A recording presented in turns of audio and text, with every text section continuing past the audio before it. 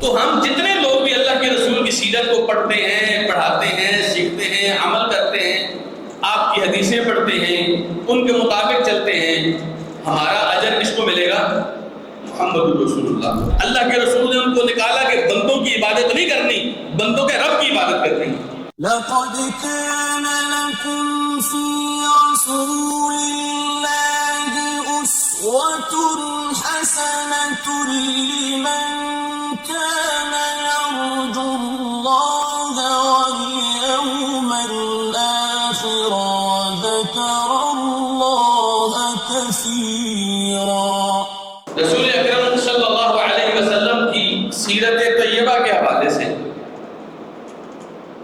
بڑا ضروری ہے کہ ہم اس کو سیکھیں، ہم اس کو سمجھیں، کیونکہ بسا اوقات آپ کو مسئلے بڑے پتہ ہوں گے دین کے، قرآن کی آیتیں بھی آپ کو پتہ ہوں گی، ان کے ترجمے بھی آپ کو پتہ ہوں گے، لیکن وہ آیتیں کب نازل ہوئی تھی، کس موقع پر نازل ہوئی تھی، رسول اللہ صلی اللہ علیہ وسلم کی کیا کیفیت تھی، نبی کریم صلی اللہ علیہ وسلم نے کن حالات میں اللہ سے وہ مانگی تھی، اللہ نے جو حکم دیا ہے اس کا بیک گراؤنڈ کیا تھا، یہ سب چیزیں آپ کو رسول اللہ صلی اللہ علیہ وسلم کی سیرت سے پتہ چلتی ہیں۔ آپ کو صحابہ کرام بتاتے ہیں کہ ہم غزوہ حنین میں فلاں موقع پر ایسے گئے تھے تو اللہ سبحانہ و تعالیٰ نے یہ والی آیت نازل کی تھی۔ اب اس غزوہ حنین میں مسلمانوں کی کیا کیفیت تھی، یہ آپ کو رسول اللہ صلی اللہ علیہ وسلم کی سیرت سے پتہ چلتا ہے۔ اس لیے میرا یہ سوال ہے، ہم رسول اکرم صلی اللہ علیہ وسلم کی سیرت کیوں پڑھیں؟ کہ ہم نے سیرت کی کلاسز رکھی ہیں، سیرت کے لیکچرز رکھے ہیں، تو ہم اللہ کے رسول صلی اللہ علیہ وسلم کی سیرت کیوں پڑھیں؟ اس لیے میں نے قرآن مجید سے کچھ جوابات دیے ہیں تاکہ آپ آج جو یہاں تشریف فرما ہیں آئندہ آپ کے بیٹھنے کے مقاصد میں اضافہ ہو جائے۔ یقیناً جب آپ نے سیرت کا نام سنا ہے، رسول اللہ کا نام سنا ہے صلی اللہ علیہ وسلم، تو آپ نے خواہش کی ہوگی کہ میں بیٹھوں، لیکن ان خواہشات میں اضافہ ہو جائے اس کے لیے میں اس سوال کے جواب کچھ قرآن کی آیتوں سے دینا چاہوں گا تاکہ آپ کو پتہ چلے کہ ہم رسول اکرم صلی اللہ علیہ وسلم کی سیرت کیوں پڑھیں۔ دیکھیے قرآن مجید کی ایک بڑی معروف آیت ہے، اللہ سبحانہ و تعالیٰ نے فرمایا ہے لَقَدْ كَانَ لَكُمْ فِي رَسُولِ اللَّهِ أُسْوَةٌ حَسَنَةٌ، کہ دیکھو تمہارے لیے رسول اللہ صلی اللہ علیہ وسلم کی جو سیرت ہے وہ بہترین نمونہ ہے، نبی علیہ السلام کی جو زندگی ہے وہ تمہارے لیے بہترین نمونہ ہے۔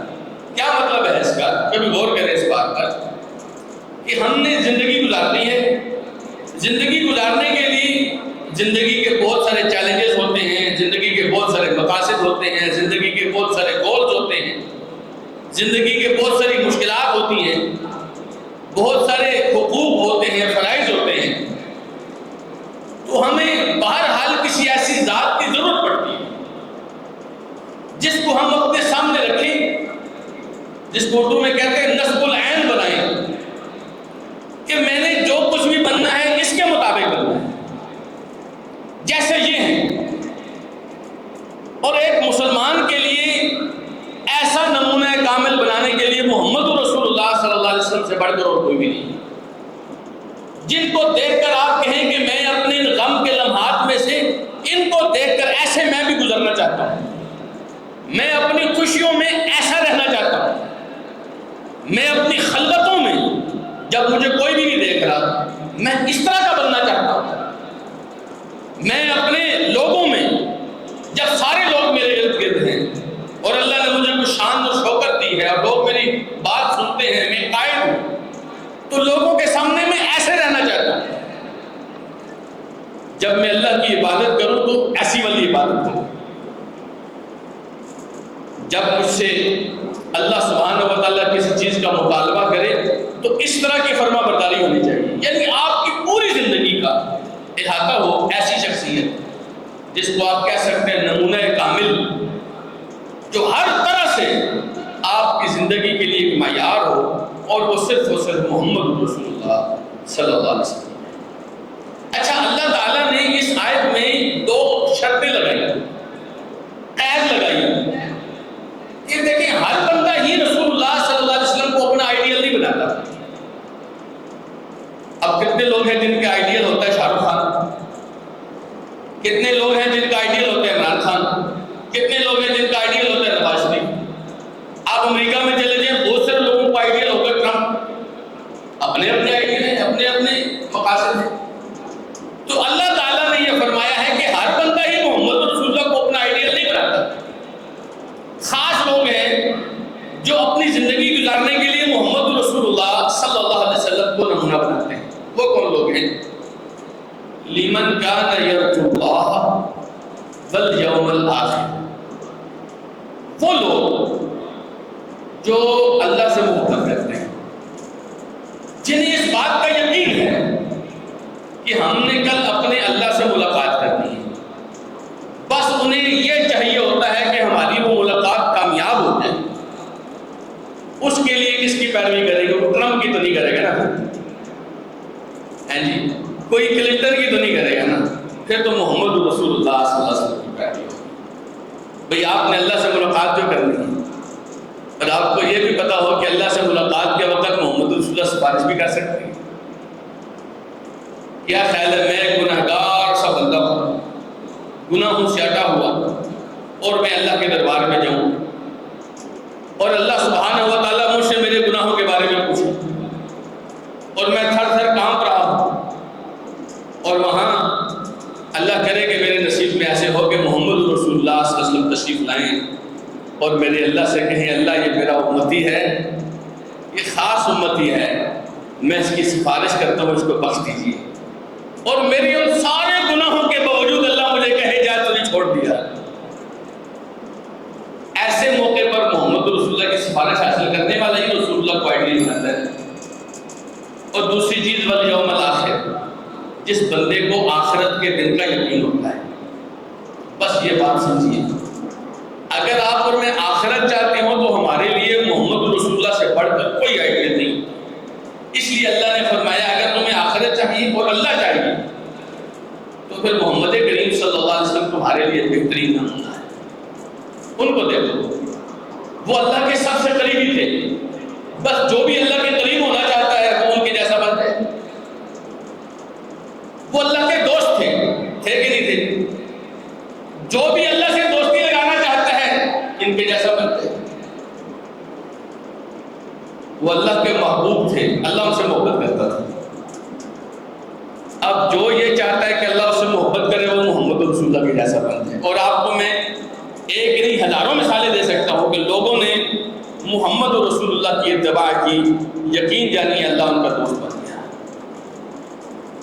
اب آپ صرف ابو بکر صدیق کو دیکھیے نا رضی اللہ تعالیٰ عنہ، ہر موقع پر ابو بکر صدیق محمد رسول اللہ کے ساتھ ہوتے رہے صلی اللہ علیہ وسلم۔ جیسے رسول اللہ فرماتے تھے ویسے ابو بکر کرتے تھے، حتیٰ کہ جیسے رسول اللہ سوچتے تھے ویسے ابو بکر سوچتے تھے رضی اللہ عنہ۔ ایک دفعہ غار ثور میں دونوں اکیلے تھے، اور جو حضرت ابو بکر تھے رضی اللہ عنہ انہیں تھوڑا غم سا لگ گیا کہ میرے آقا کو کچھ ہونے لگا۔ اللہ سبحانہ و تعالیٰ نے فرمایا کہ ہما فی الغار، جب وہ دونوں غار میں تھے، اذ یقول لصاحبہ، جب وہ کہہ رہے تھے اپنے دوست سے لا تحزن، گھبراؤ نہیں، ان اللہ معانا، ہمارے ساتھ اللہ ہے۔ آپ کوئی بات ایسے نہیں سمجھ جائیں گے، میں آپ کو ایک اور جگہ لے کے جاتا ہوں۔ موسیٰ علیہ السلام تھے، موسیٰ علیہ السلام بنی اسرائیل کو لے کر گئے دریائے نیل پر، پیچھے سے فرعون آ رہا تھا، یہ واقعہ سب کو پتہ ہے، فرعون آ رہا تھا۔ اب قرآن مجید میں آتا ہے کہ فلما ترا الجمعان، جب دونوں پارٹیوں نے موسیٰ علیہ السلام کے ساتھ جو بنی اسرائیل کے لوگ تھے، انہوں نے فرعون کے لشکر کو دیکھا، اور جو فرعون کا لشکر تھا انہوں نے ان کو دیکھا دور سے۔ جب بہت زیادہ تعداد ہو نا دور سے ہی نظر آ جاتا ہے، دور سے دیکھا۔ قال اصحاب موسیٰ، تو موسیٰ علیہ السلام کے ساتھی کہنے لگے انا لمدرکون، ہم تو پکڑے گئے۔ غور پہ کیجیے گا آگے میں جو آیت پڑھنے لگا، کہنے لگے ہم تو پکڑے گئے۔ موسیٰ علیہ السلام کہنے لگے کلا، ایسے نہیں ہو سکتا۔ کلا کا مطلب ہے ہرگز نہیں، ایسا ممکن ہی نہیں۔ ان معیہ ربی، میرے ساتھ میرا رب ہے، سیہدین، وہ مجھے راستہ دکھائے گا۔ آپ دونوں ہو کے ذرا جمع کریں، یہاں پر موسیٰ علیہ السلام اپنے ساتھیوں سے کہہ رہے ہیں میرے ساتھ میرا رب ہے، حالانکہ سارے لوگ ہیں، لیکن موسیٰ علیہ السلام کہہ رہے ہیں میرا رب میرے ساتھ ہے، لیکن وہاں صرف دو ہی ہیں۔ اللہ تعالیٰ نے فرمایا، محمد رسول اللہ فرما رہے تھے ہم دونوں کے ساتھ اللہ ہے، سمجھیں؟ وہاں اکیلے موسیٰ نے کہا میرے ساتھ اللہ ہے، یہاں فرمایا ہم دونوں کے ساتھ اللہ ہے۔ کیا مطلب ہے اس کا؟ جب آپ محمد رسول اللہ کے تابعدار بن جاتے ہیں نا، آپ کہیں بھی ہوں، کسی بھی مشکل میں پھنس جائیں، آپ کے ساتھ اللہ ہوتا ہے۔ محمد رسول اللہ صلی اللہ علیہ وسلم کی اتباع، آپ کا اسوہ حسنہ اتنا قیمتی ہے کہ آپ کے ساتھ اللہ ہو جاتا ہے۔ اور مجھے بتائیں، جس کے ساتھ اللہ ہو جائے اسے کسی اور چیز کی ضرورت پڑتی ہے؟ تو بنیادی چیز یہ ہے کہ آپ کے لیے رسول اللہ صلی اللہ علیہ وسلم اسوہ حسنہ ہے۔ دوسری آیت دیکھیے، قرآن مجید میں اللہ سبحانہ و تعالیٰ نے فرمایا، نون والقلم وما یسطرون ما انت بنعمت ربک بمجنون وان لک لاجرا غیر ممنون وانک لعلی خلق عظیم۔ فرمایا نون، قسم ہے قلم کی، اور یہ قلم جو لکھتے ہیں ان سب کی قسم ہے، اللہ کی نعمت کے ساتھ آپ مجنون نہیں ہیں، آپ قطعاً مجنون نہیں ہیں۔ آپ کے لیے تو اللہ کی طرف سے اجر ہے، ایسا اجر جو ختم ہی نہیں ہوگا۔ کبھی شاید آپ نے غور کیا ایسا اجر جو کبھی ختم نہیں ہوگا، ایسا کیسے اجر ہوتا ہے؟ حدیث میں آتا ہے، رسول اللہ صلی اللہ علیہ وسلم نے فرمایا، من دل علی خیر فلہ اجر مثل فاعلہ، جس آدمی نے کسی کو خیر کا راستہ دکھایا، اس دکھانے والے کو اجر اسی طرح ملتا ہے جس طرح خیر کا کام کرنے والے کو اجر ملتا ہے۔ بھئی آپ نے کسی کو نیکی کا کام دکھایا، نیکی کا راستہ دکھایا، بھئی یہ نیکی کا کام ہے، تو وہ جو نیکی کا کام وہ کرے گا اس کو اجر ملے گا نا؟ وہ نیکی کے کام پر لگانے والے کو بھی اجر ملے گا کہ نہیں ملے گا؟ دونوں کو اجر ملے گا، کیونکہ یہ رہنمائی کرنے والا تھا۔ اب رسول اکرم صلی اللہ علیہ وسلم معلم انسانیت ہیں کہ نہیں؟ آپ نے رہنمائی کی، اور آپ کی رہنمائی کے مطابق جتنے لوگ اس پر عمل کریں گے سب کا اجر محمد رسول اللہ کو ملے گا صلی اللہ علیہ وسلم۔ اس کا مطلب ہے کہ ہم بھی رسول اکرم صلی اللہ علیہ وسلم کی نیکیوں میں سے جو نیکیاں ہیں، ہماری رہنمائی کہاں سے آئی؟ محمد رسول اللہ سے نہیں آئی صلی اللہ علیہ وسلم۔ تو ہم جتنے لوگ بھی اللہ کے رسول کی سیرت کو پڑھتے ہیں، پڑھاتے ہیں، سیکھتے ہیں، عمل کرتے ہیں، آپ کی حدیثیں پڑھتے ہیں، ان کے مطابق چلتے ہیں، ہمارا اجر کس کو ملے گا؟ محمد رسول اللہ۔ اور اللہ نے فرمایا غیر ممنون، غیر ممنون کا مطلب ہوتا ہے یہ اجر کبھی ختم ہی نہیں ہوگا، یعنی قیامت تک آنے والا انسان محمد رسول اللہ کے اجر میں شامل ہوگا۔ اس لیے وَإِنَّكَ لَعَلَىٰ خُلُقٍ عَظِيمٍ، اے میرے محبوب آپ بہت بڑے اخلاق کے مالک ہیں، بہت عظیم اخلاق کے مالک ہیں۔ دنیا میں کوئی بھی شخصیت جی کسی کو اچھی لگتی ہے نا، تو اس کے اخلاق اور کردار کی وجہ سے اچھی لگتی ہے، حتیٰ کہ کافر بھی ہو نا اور اس کے اخلاق اچھے ہو، لوگوں کو اچھا لگتا ہے۔ ایسے ہے کہ نہیں؟ کافر بھی کوئی ہے اخلاق اچھا۔ اب حاتم طائی جو تھے، حاتم طائی تو مسلمان نہیں تھے لیکن صحیح تھے، لوگوں میں بانٹتے تھے، جتنا کچھ ہوتا تھا لوگوں میں تقسیم کرتے تھے۔ آج بھی کوئی آدمی سخاوت کی مثال دینا چاہتا ہے تو حاتم طائی کا نام دیتا ہے کہ نہیں؟ اس کے کردار کی وجہ سے، اس کے اخلاق کی وجہ سے۔ تو کیا خیال ہے؟ حاتم طائی کا اللہ نے نہیں فرمایا حاتم طائی کے اخلاق بڑے اچھے تھے، حالانکہ وہ اچھے تھے لیکن قرآن مجید کے معیار کے مطابق نہیں تھے۔ لیکن محمد رسول اللہ کو اللہ تعالیٰ نے فرمایا وَإِنَّكَ لَعَلَىٰ خُلُقٍ عَظِيمٍ، میرے محبوب آپ عظیم اخلاق کے مالک ہیں۔ اب بتلائیے جو ذات اتنی عظیم ہو کہ قرآن اس کو عظیم کہہ رہا ہو، ہمیں ان کی سیرت، ان کے اخلاق سیکھنے کی ضرورت ہے کہ نہیں ہے؟ بس ہمیں سیرت اس لیے پڑھنی چاہیے، اور اس لیے پڑھنی چاہیے کہ ہم اللہ کے بندے ہیں، ہم اللہ سے محبت کرتے ہیں، ہے کہ نہیں ایسی بات؟ لیکن ہماری محبت کی دلیل اور معیار تب ہے جب ہم اپنی محبت کو محمد رسول اللہ کے راستے سے ثابت کریں گے۔ قرآن کیا کہتا ہے؟ قُلْ إِن كُنتُمْ تُحِبُّونَ اللَّهَ فَاتَّبِعُونِي يُحْبِبْكُمُ اللَّهُ، میرے محبوب آپ ان سے کہہ دو اگر تم اللہ سے محبت کرتے ہو تو میری اتباع کرو، میری بات مانو، میرے پیچھے چلو، اللہ تم سے خود محبت کرے گا۔ دیکھیں نا، ہم اپنی طرف سے کسی سے محبت کر رہے ہیں، اب اس کا پتہ نہیں وہ محبت کر رہا ہے کہ نہیں کر رہا، ہماری محبت تو یک طرفہ ہوئی نا۔ لیکن اس محبت کو دو طرفہ بنانے کا فارمولہ یہ ہے کہ آپ دیکھیں آپ کی محبت اتنی ویلیویبل نہیں، پتہ نہیں اللہ قبول بھی کرے گا نہ کرے، لیکن سوچیے اگر اللہ یہ کہہ دے کہ میں آپ سے محبت کرتا ہوں، اس سے بڑھ کر اور کیا زندگی کا احساس ہو سکتا ہے؟ آپ کی زندگی میں اس سے بڑا کوئی مقصد اور کیا ہو سکتا ہے کہ اللہ آپ کو پسند کرنے لگے؟ اور اس کا چھوٹا سا فارمولہ یہ ہے فَاتَّبِعُونِی، تو محمد رسول اللہ کی اتباع کرو۔ اتباع کا مطلب ہوتا ہے نقش قدم پر چلنا، جہاں جہاں رسول اللہ چلے وہاں وہاں آپ چلیں۔ آپ کی صبح کیسی تھی ویسی آپ کی ہونی چاہیے، آپ کی شامیں کیسی تھی ویسی آپ کی ہونی چاہیے، آپ کی راتیں کیسی تھی ویسی آپ کی ہونی چاہیے، بس یہ بات ہے۔ اب آپ یہ کیسے کر سکتے ہیں؟ جب رسول اللہ کو پڑھیں گے، رسول اللہ کے بارے میں سیکھیں گے، آپ کو پتہ چلے گا اللہ کے رسول صلی اللہ علیہ وسلم گھر میں ایسے تھے، آپ بھی گھر میں ایسے ہوں گے۔ آپ کو پتہ چلے گا رسول اللہ میدان جہاد میں ایسے تھے، آپ بھی میدان جہاد میں ایسے ہوں گے۔ تو جتنا بھی عمل ہے اس کا دار و مدار یہ ہے سیکھنے پر۔ تو ہمیں رسول اللہ کی سیرت اس لیے سیکھنی چاہیے تاکہ ہم ایسا کام کریں جس سے اللہ ہمیں پسند کر دے۔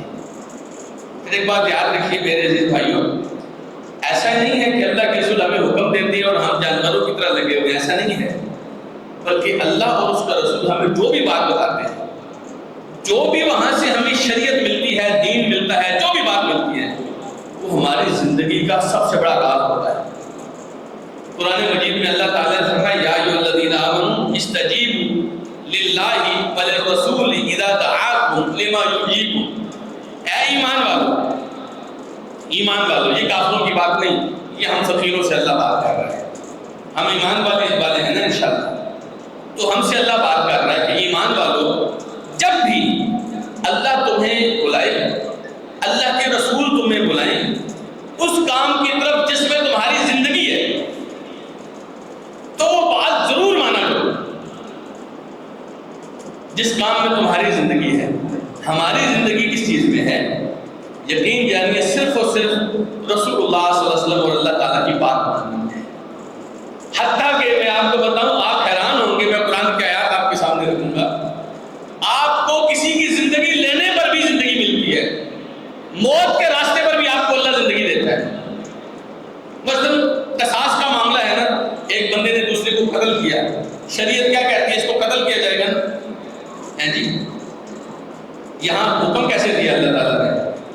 وَإِنَّ لَكُمْ فِي الْقِصَاصِ حَیَاتٌ یَا أُولِی الْأَلْبَابِ، اے عقل والو سمجھتے ہو اگر بات تو قصاص لینے میں تمہارے لیے زندگی ہے، حالانکہ آپ بندہ مار رہے ہیں، لیکن اللہ فرماتے ہیں یہ زندگی کا راستہ ہے۔ کیسے ہے؟ اس سے آپ کے معاشرے میں تعلقات ختم ہو جائیں گے۔ بلکہ دوسری آیت میں بتاؤں آپ کو، اللہ کے رسول آپ کو بلاتے ہیں آؤ جان دینے کے لیے، آپ نکلتے ہیں جہاد پر جان دینے کے لیے، جان ہتھیلی پر رکھ کر نکلے، کیوں نکلے ہیں؟ جہاد پہ جانا۔ وہ بتائیں اللہ کے رسول اگر جہاد پر بلائیں تو جائیں گے کہ نہیں جائیں گے؟ ہیں جی، وہ جانا چاہیے۔ اللہ نے جب بھی بلایا ہے جانا چاہیے، جہاں بھی بلایا ہے جانا چاہیے۔ اگر آپ اللہ کے بلانے پر جہاد پر جاتے ہیں، جان دینے کے لیے جاتے ہیں اور جان دے دیتے ہیں، اللہ تعالیٰ نے باقی دنیا کو منع کر دیا ہے، میرے اس بندے کو تم نے یہ نہیں کہنا مر گیا۔ وَلَا تَقُولُوا لِمَن يُقْتَلُ فِي سَبِيلِ اللَّهِ أَمْوَاتٌ، اور یہ جو اللہ کے راستے میں مرا ہے، اللہ کے دین کے لیے گیا ہے، اس کو یہ نہیں کہنا مر گیا ہے، بل احیاء، یہ تو زندہ ہے۔ سمجھیں بات؟ اگر اللہ آپ کو بلائے، اللہ کے رسول آپ کو بلائیں اور اللہ اس کے رسول کی بات مانتے ہوئے آپ مر بھی جائیں، اللہ نے اجازت ہی نہیں دی کسی اور کو کہ آپ کو مرا ہوا کہیں. اللہ کہتا ہے یہ بندہ میرا زندہ ہے. سمجھ آئیے بات. یہ شریعت ایسی چیز ہے کہ اس کے مرنے میں بھی اللہ تعالیٰ نے وہ کہتے ہیں نا یہاں تو مرنا بھی زندگی ہے, یہاں تو مرنا بھی زندگی ہے. تو رسول اکرم صلی اللہ علیہ وسلم کی جو دعوت ہے, آپ کی جو سیرت ہے, آپ کا جو اسوہ ہے, اس میں ہماری دنیا میں بھی اور آخرت میں بھی ہمارے لیے زندگی ہے. اس لیے شیخ سعدی رحمہ اللہ فرمایا کرتے تھے کہ اللہ کے رسول کی اطاعت اور حیات زندگی اس کو اللہ نے جوڑ کے رکھا ہوا ہے. آپ جتنی اطاعت کریں گے اتنی آپ کی زندگی بڑھ جائے گی. کیسے؟ کہتے ہیں کیونکہ اصل زندگی ہوتی ہے دل کی اور روح کی. بدن تو دیکھیں نا جی, بدن تو آج ہے کل ختم ہے, لیکن جو دل ہے اور جو روح ہے اس نے باقی رہنا ہے. تو اصل زندگی اسی کی ہے. اور دل اور روح کے لیے اللہ سبحانہ و تعالیٰ نے محمد رسول اللہ کی اطاعت کے علاوہ کوئی چیز نہیں رکھی, کوئی چیز نہیں رکھی. آپ کے دل کو سکون تب ملے گا جب آپ اللہ کے ساتھ جڑ جائیں گے. قرآن کیا کہتا ہے؟ الا بذکر اللہ تطمئن القلوب. اسی لیے آپ کو پتہ ہے رسول اللہ صلی اللہ علیہ وسلم بے تحاشا ذکر کرتے تھے. حضرت عائشہ کہتی ہیں کان یذکر اللہ فی کل احیان. اللہ کے رسول ہر لمحے ہر لحظہ رسول اللہ کی اللہ سبحانہ و تعالیٰ کا ذکر کرتے تھے, کیونکہ آپ کو پتا تھا. آپ فرمایا, امام ابن قیم کہتے ہیں مثل القلب الذی یذکر ربہ والذی لا یذکر کمثل الحی والمیت. وہ دل جو اللہ کا ذکر کرتا ہے اور وہ دل جو اللہ کا ذکر نہیں کرتا, ایسے سمجھو جیسے ایک زندہ ہے اور ایک مردہ ہے. بھئی ایسے دل کا آپ نے کیا کرنا ہے جس دل میں اللہ کی یاد ہی کوئی نہیں, جس دل میں اللہ کا خیال ہی نہیں آتا. اس دل کا آپ نے کیا کرنا ہے؟ جس دل میں محمد رسول اللہ کی عظمت اور شان ہی کوئی نہیں, اس کا آپ نے کیا کرنا ہے؟ اس دل سے تو بہتر یہ تھا اللہ ہمیں دل دیتا ہی. جیسے کافر کہیں گے نا قیامت کے دن, یا لیتنی کنت ترابا, کاش میں مٹی ہوتا, مجھ سے کوئی پوچھتا ہی نہیں, میرا کوئی حساب ہی نہ ہوتا. اس سے زیادہ بہتر یہ ہے ہمیں اللہ تعالیٰ یہ دل کے فہم فراست نہ دیتا کہ ہمارے دل میں محمد رسول اللہ صلی اللہ علیہ وسلم کی ذات کی اہمیت ہی کوئی. تو اللہ کے رسول صلی اللہ علیہ وسلم کا جو فرامین ہے, جو دعوت ہے, وہ زندگی بھری دعوت ہے. اس لیے ہمیں سیرت کو سیکھنا بہت زیادہ ضروری ہے. شیخ الاسلام محمد ابن عبد الوہاب رحمہ اللہ فرمایا کرتے تھے کہ آدمی کے لیے واجب ہے آدمی سیکھے پیارے پیغمبر صلی اللہ علیہ وسلم کن حالات میں مبعوث ہوئے. بلکہ یہ بات سیدنا عمر نے بھی فرمائی تھی. سیدنا عمر رضی اللہ تعالی عنہ فرمایا کرتے تھے کہ جو آدمی خالص اسلام میں پیدا ہوا ہے وہ آدمی اسلام کی روح کو نہیں جانتا, اور جو آدمی جہالت میں پیدا ہوا اور پھر مسلمان ہوا ہے اس کو پتا ہے اسلام کی قیمت کیا ہے. اسی لیے ہمارے ہاں اسلام کی عام طور پہ بے قدری ہو رہی ہوتی ہے. کیوں ہو رہی ہوتی ہے؟ ہمیں پتہ نہیں ہے کہ اصل اندھیرے کیا تھے جن سے اللہ نے ہمیں نکالا ہوا ہے, اور جو ان اندھیروں میں رہتے تھے انہیں پتہ ہے. یہ ایسے ہی سمجھے آپ جیسے ایک بندہ ٹھیک ٹھاک ہے, دوسرا آدمی وہ موت کی کشمکش میں ہے. اب جو ٹھیک ٹھاک بندہ ہے اس کو نہیں پتا یہ کس حالت میں ہے, اور اگر اللہ اس بندے کو دوبارہ زندگی دیتا ہے پھر اس کے چہرے پر خوشی اور اللہ کا شکر دے. کیسے اللہ نے اس کو موت اور زندگی کی کشمکش سے نکال کر دوبارہ زندہ کیا. ایسے ہی جو لوگ جہالت کے اندھیروں کو دیکھ چکے ہیں نا, ان کو پتا ہے کہ حقیقت میں توحید کی اہمیت کیا ہے. ان کو پتا ہے کہ جب ہمارا کوئی رہنما نہیں تھا, ہم جانوروں کی طرح زندگی گزارتے تھے, تو پھر محمد رسول اللہ آئے صلی اللہ علیہ وسلم, اور اللہ کے رسول نے ہمیں ان جانوروں میں سے نکالا. لیخرج العباد من عبادت العباد الی عبادت رب العباد. اللہ کے رسول نے ان کو نکالا کہ بندوں کی عبادت نہیں کرنی, بندوں کے رب کی عبادت کرنی. ہر کسی کے آگے سجدہ نہیں کرنا, ان سے اپنے سر کو اٹھاؤ اور اللہ سبحانہ و تعالیٰ کی ذات کے سامنے جھکاؤ. اب یہ بات عام بندے کو پتہ نہیں چلتی. یہ آپ کو تب پتہ چلے گی جب آپ جاہلیت کے زمانے کو جانتے ہوں اور پھر محمد رسول اللہ کے آنے کو جانتے ہیں. اور آپ کو پتہ ہے یہ ایک مجلس, صرف آپ اسی نقطے پہ غور کریں ریاض صاحب, صرف اسی نقطے پہ اگر آپ غور کریں کہ حضرت معاویہ رضی اللہ تعالی عنہ ایک دفعہ ایک مجلس میں بیٹھے تھے. صحیح مسلم کی حدیث ہے. کہتے ہیں ہم آپس میں گفتگو کیا کر رہے تھے کہ ہم سوچ جہاں ہم اپنے ہی ہاتھوں سے پتھروں کو تراش کے بعد میں کہتے تھے تو ہمارا خدا ہے، جہاں ہم خود ہی سوجی سے اور جو سے اور آٹے سے بت بناتے تھے اور جب بھوک لگتی تھی اسی کو توڑ کے کھا جاتے تھے، جب ہم جانوروں کے سامنے بھکاری بن کے مانگ رہے ہوتے تھے، پتھر کی مورتیوں کے سامنے چڑھاوے چڑھا رہے ہوتے تھے، اور پھر اللہ سبحانہ وتعالیٰ نے ہمیں زندگی دی، اللہ نے ہمیں اسلام دیا۔ اب اس اسلام میں کیا ہے، ہم ایک اللہ کے لیے سب کچھ کرتے ہیں اور جب اس سے مانگتے ہیں وہ ہمیں عطا کر دیتا ہے۔ ہم ان اندھیروں سے نکل آئے۔ اچھا یہ آپس میں یہ مجلس لگی تھی، باتیں کر رہے تھے یہی والی کہ جاہلیت میں کیا تھا اور اسلام میں کیا کہاں لے آئے۔ کہتے ہیں اتنی دیر میں رسول اکرم صلی اللہ علیہ وسلم تشریف لائے، آپ نے فرمایا کیا کر رہے ہو؟ کہنے لگے یا رسول اللہ ہم اپنے جاہلیت کے زمانے کو یاد کر کے اللہ کا شکر ادا کر رہے ہیں کہ اللہ تو نے ہمیں اسلام کے منہ سے منور کیا۔ اللہ کے رسول فرمانے لگے اللہ ما اجلسکم، مجھے اللہ کی قسم کھا کے بتاؤ کیوں بیٹھے ہو یہاں پر؟ کہنے لگے اللہ ما اجلسنا الا ذاک، اللہ کی قسم اے اللہ کے رسول ہم صرف اسی مقصد کے تحت یہاں بیٹھے ہیں اور کوئی مقصد نہیں، یہی بات کر رہے ہیں کہ اللہ نے ہمیں کہاں سے اندھیروں سے نکال کے اسلام کی روشنی دی۔ آپ نے فرمایا کہ میں نے تم سے ایسے قسم نہیں لی، ایسا نہیں تھا کہ مجھے تم پر شک تھا یا میں تمہیں جھوٹا سمجھ رہا تھا چلو قسم کھا کے، تو ایسی بات نہیں تھی۔ بات یہ تھی کہ میرے پاس جبریل آئے تھے اور جبریل مجھ سے کہہ رہے تھے کہ ان اللہ یباہی بکم الملائکہ، کہ اللہ اپنے سامنے موجود فرشتوں کے سامنے تمہاری وجہ سے فخر فرما رہا ہے کہ دیکھو میرے ان بندوں کو، میں نے ان کو اندھیروں سے نکالا، ان کو وہ اندھیرے بھی یاد ہیں اور روشنی سے منور کیا، ان کو اس روشنی کی قدر بھی ہے، میرے ان بندوں کو دیکھو۔ اللہ اس بات پر فخر کرتا ہے۔ تو اگر ہم دیکھیں کہ ہم کن جاہلیت میں ہم لوگ تھے یا ہمارے اسلاف اور آباء و اجداد تھے اور پھر اللہ نے ہمیں کتنا نور دیا ہے، تو کیا خیال ہے اللہ کا شکریہ نہیں بنتا ہے اس بات پر؟ بس یہ چیزیں شکریہ کے طور پہ یاد پڑھ لیں کہ ہم رسول اللہ صلی اللہ علیہ وسلم کے دور کو جائیں، ہم جانے تو صحیح مکے میں میرے پیارے آقا کو کیا کیا کیا کیا تکلیفیں آئیں اور دنیا کیسے گھیر کے رسول اللہ کو پڑ گئی تھی صلی اللہ علیہ وسلم۔ جب اہل مکہ رسول اللہ کو آفرے کر رہے ہیں، جی آپ نے بادشاہ بننا ہے، بادشاہ بناتے ہیں، جی آپ نے مال لینا ہے، کتنا مال چاہیے، سارے مکے کا مال اکٹھا کر کے آپ کو دیتے ہیں۔ آپ نے کوئی لڑکی کو دیکھی ہوئی ہے، آپ کو جو لڑکی کہتے ہیں شادی کرتے ہیں، آپ جو چاہتے ہیں آپ کو ملے گا، بس آپ ہمارے مبعوثوں کے بارے میں کچھ لگے۔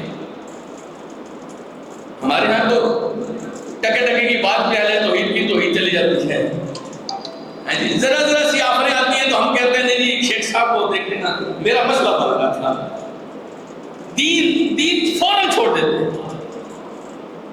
لیکن رسول اللہ کو دیکھیے صلی اللہ علیہ وسلم، آپ سے بھی ابھی طالب کی ان گھاٹیوں کو دیکھیں، جب ایک بندہ پیشاب کرنے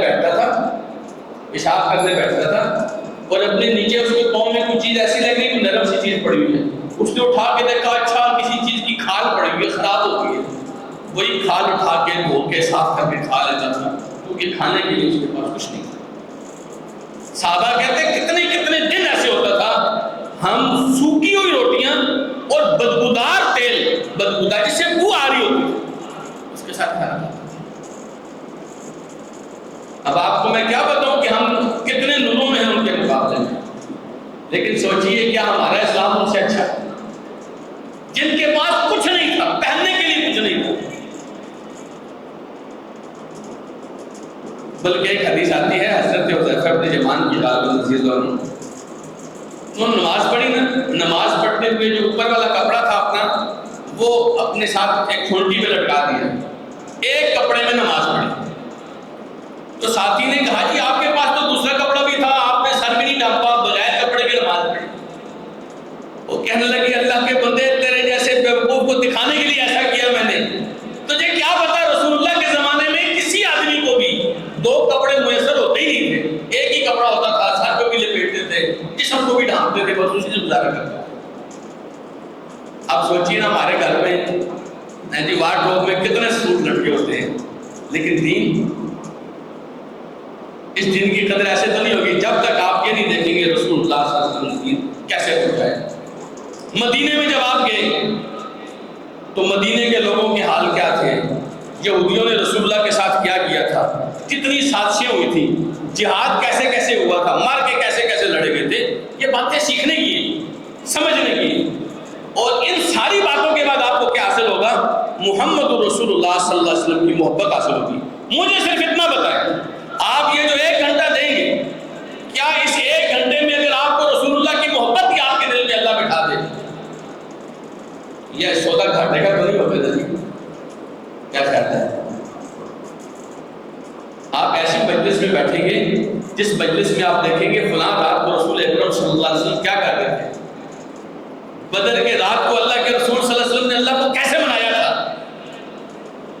اور بدر کے دن میں رسول اللہ نے صلی اللہ علیہ وسلم جرأت اور بہادری کے کیسے مار کے لڑے تھے۔ یہ سیکھنا چاہیے نا، تاکہ کچھ حمیت، کچھ غیرت، کچھ جرأت، بہادری ہمارے اندر بھی ہے۔ اس لیے شیخ الاسلام محمد ابن عبد الوہاب کہتے ہیں کہ آج لوگوں کو وہ معاملات نہیں پتہ، اس لیے لوگ کفر اور اسلام میں فرق نہیں کر پاتے۔ کفر کو اسلام کہہ رہے ہوتے ہیں، اسلام کو کفر کہہ رہے ہوتے ہیں۔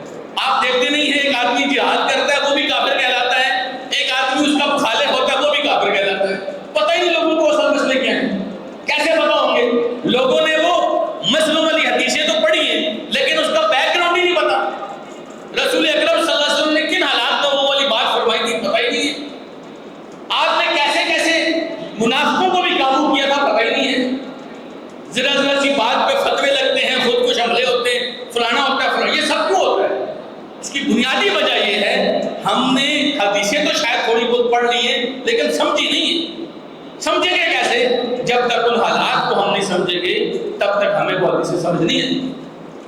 اس لیے ہمارے اسلاف جو تھے، امام زین العابدین رحمہ اللہ، جو حضرت حسین رضی اللہ عنہ کے بیٹے تھے، زین العابدین بیمار کربلا بھی جن کو کہتے ہیں، وہ فرمایا کرتے تھے کہ کننا نعلم مغازی رسول اللہ صلی اللہ علیہ وسلم کما نعلم سورۃ من القرآن۔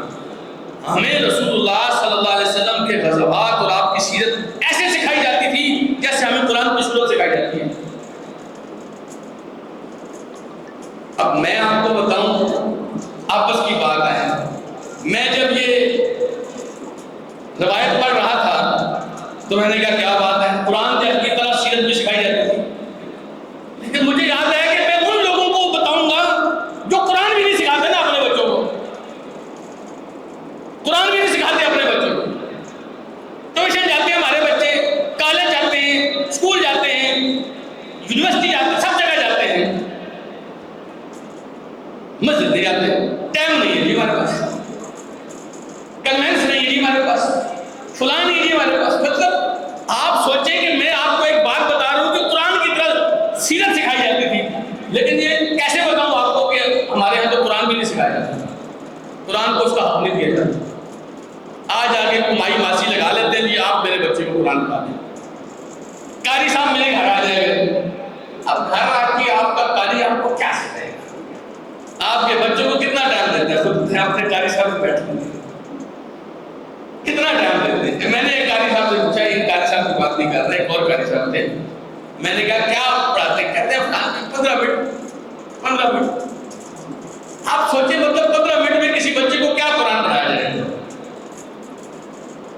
نہ بچے نے وہ ماحول دیکھا، نہ بچہ اہل قرآن میں بیٹھا، نہ بچے نے استاد کی قرات سنی، نہ بچے نے مسجد دیکھی، نہ بچے نے باجماعت نماز پڑھی کہ اس کو پتا ہو کہ ایسے قرآن پڑھا جاتا ہے، کیا سیکھے گا بچہ؟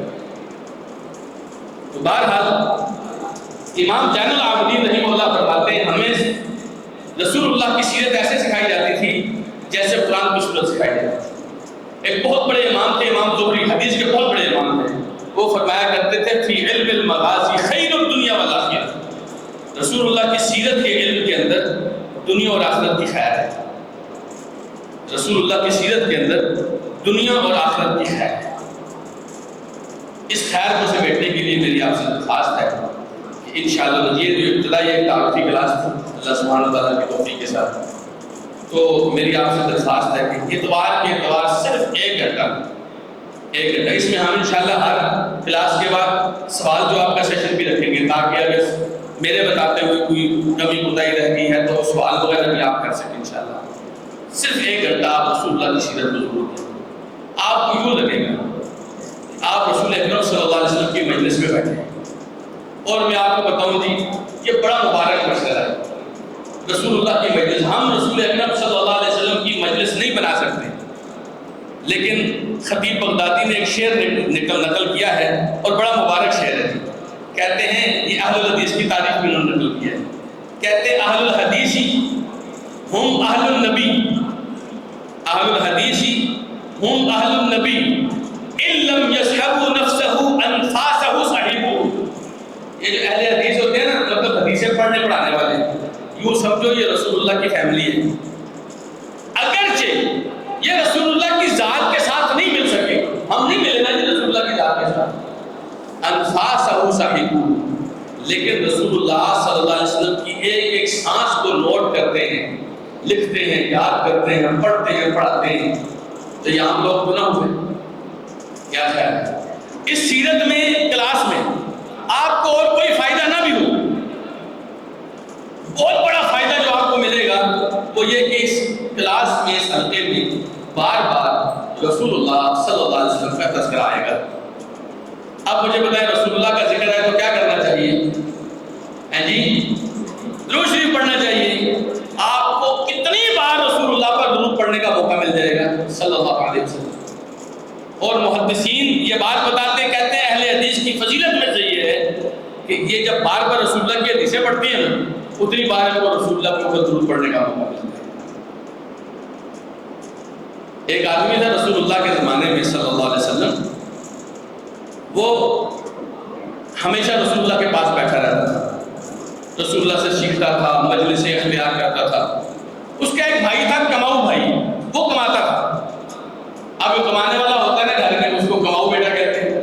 سب سے زیادہ عزت اسی کی ہوتی ہے. باقی جو ہے بیلے میں کمے ہوتے ہیں، ان کو آتے جاتے کوئی نہ کھانا ملتا رہتا ہے. لیکن وہ جو بھائی تھا نا، وہ کماؤ بھائی تھا، کمایا کرتا تھا، گھر میں گھر کا نظام وہی چلاتا تھا. اور یہ جو دوسرا بھائی تھا، یہ رسول اللہ کی مجلس میں بیٹھا رہتا تھا.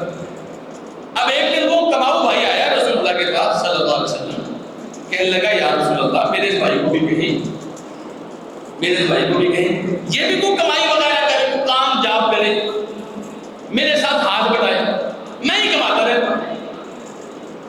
اللہ کے رسول صلی اللہ علیہ وسلم نے فرمایا وما یدریک، وہ اللہ کے بندے تمہیں کیا پتا، لعلک ترزق بہ، اور تیرے گھر میں جو رزق آتا ہے وہ بھی تجھے کیا پتا اسی کی وجہ سے آتا ہے. کیا سمجھے آپ؟ اس کا مطلب یہ ہے کہ اگر آپ رسول اللہ کی مجلسوں میں بیٹھیں، اللہ تعالیٰ آپ کے گھر کا نظام ضرور چلائے گا. میں یہ نہیں کہتا آپ سارے کام کا چھوڑ کے آ جائیں، ہماری مجلس کو رسول اللہ کی مجلس نہیں، لیکن ایک بات ضرور سمجھیے کہ اللہ سبحانہ و تعالیٰ آپ کے اس وقت کو ضائع نہیں جانے دے گا، ضائع نہیں جانے دے گا. اس کا اجر، اس کی خیر، اس کے فوائد آپ کو ضرور ملیں گے. کچھ نقد مل جائیں گے اور کچھ آپ کی زندگی میں کام آئیں گے انشاءاللہ. اللہ تعالیٰ مجھے آپ کو سمجھنے کی اور عمل کرنے کی توفیق عطا فرمائے.